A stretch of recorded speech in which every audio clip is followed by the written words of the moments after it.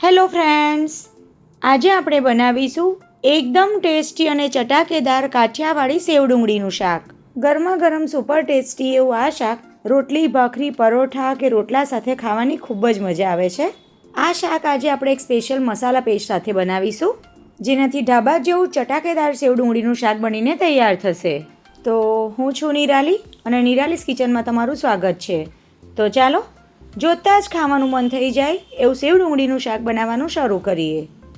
તો સેવ ડુંગળીનું શાક બનાવવા માટે અત્યારે મેં વજનમાં 250 ગ્રામ લીલી ડુંગળી લીધી છે. તો સૂકી ડુંગળીનું શાક તો આપણે બનાવતા જ હોઈએ છીએ, પણ આજે આપણે લીલી ડુંગળીનું શાક બનાવીશું. સાથે જ 5 કળી જેટલું લીલું લસણ પણ લીધું છે. તો સૂકા લસણ સાથે આ શાકમાં આપણે થોડું લીલું લસણ પણ ઉમેરીશું. તો આ રીતે સફેદ ભાગ અને લીલો ભાગ અલગ અલગ કટ કરવાના છે. તો સફેદ ભાગને કટ કરીને મેં અલગ કરી લીધો અને હવે એ જ રીતે લીલા પાનના ભાગને પણ અલગ કટ કરી લઈશું. તો લીલું લસણ સમારી લીધું છે અને હવે એ જ રીતે લીલી ડુંગળીને પણ સમારી લઈએ.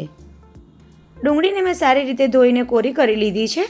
તો ડુંગળીને પણ આપણે સફેદ અને લીલા પાનના ભાગને અલગ અલગ કટ કરવાનો છે. આ ડુંગળીને બહુ ઝીણી સમારવાની જરૂર નહીં પડે, મીડિયમ સાઇઝમાં જ કટ કરવાની છે. તો એક બાઉલ જેટલી મેં ડુંગળી સમારી લીધી છે. હવે ડુંગળીનો આપણે જેટલો સફેદ ભાગ લઈએ એટલા જ આપણે લીલી ડુંગળીના પાન પણ લેવાના છે. તો એક બાઉલ જેટલો ડુંગળીનો સફેદ ભાગ અને એક બાઉલ જેટલા ડુંગળીના લીલા પાનનો ભાગ લેવાનો છે. આમ બંનેનું પ્રમાણ સરખું રાખવાનું છે, જેથી શાક આપણું એકદમ સરસ પરફેક્ટ બને. તો લીલી ડુંગળીના લીલા પાનને પણ મેં સમારી લીધા અને બોલમાં ટ્રાન્સફર કરી લીધા.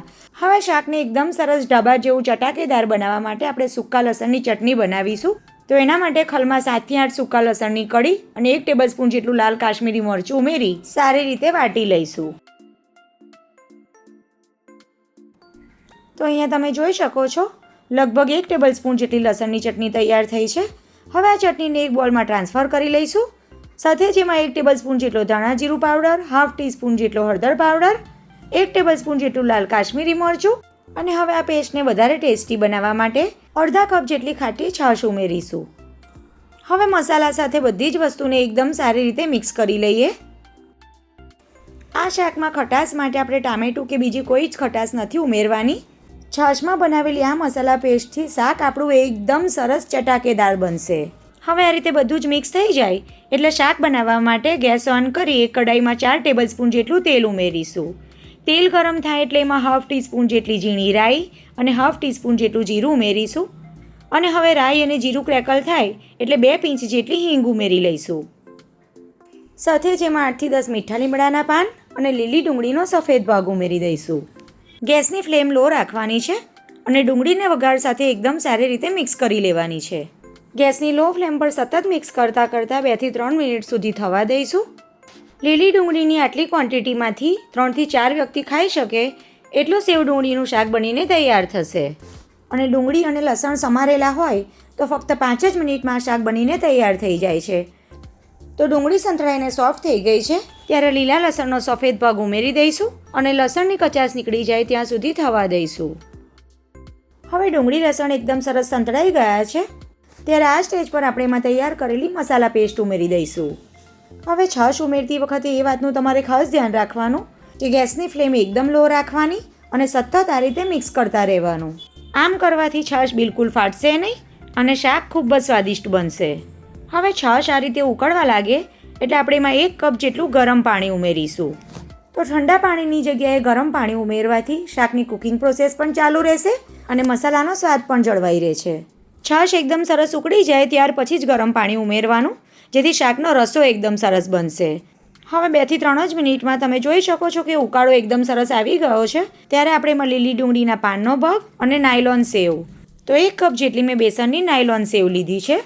મેં અત્યારે મીડિયમ ઝીણી સેવ લીધી છે. તમે તમારી પસંદગીની કોઈ પણ સેવ આમાં ઉમેરી શકો છો. સાથે જ હાફ ટીસ્પૂન જેટલું મીઠું અને હાફ ટીસ્પૂન જેટલો ગરમ મસાલો ઉમેર્યો છે. સેવમાં પણ મીઠું હોય એટલે મીઠું તમારે થોડું ધ્યાનથી ઉમેરવાનું.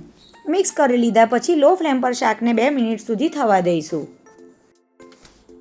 તો 2 મિનિટ જેટલું મેં શાકને ઉકાળી લીધું છે અને તમે જોઈ શકો છો એકદમ ચટાકેદાર અને ટેસ્ટફુલ સેવ ડુંગળીનું શાક બનીને તૈયાર થઈ ગયું.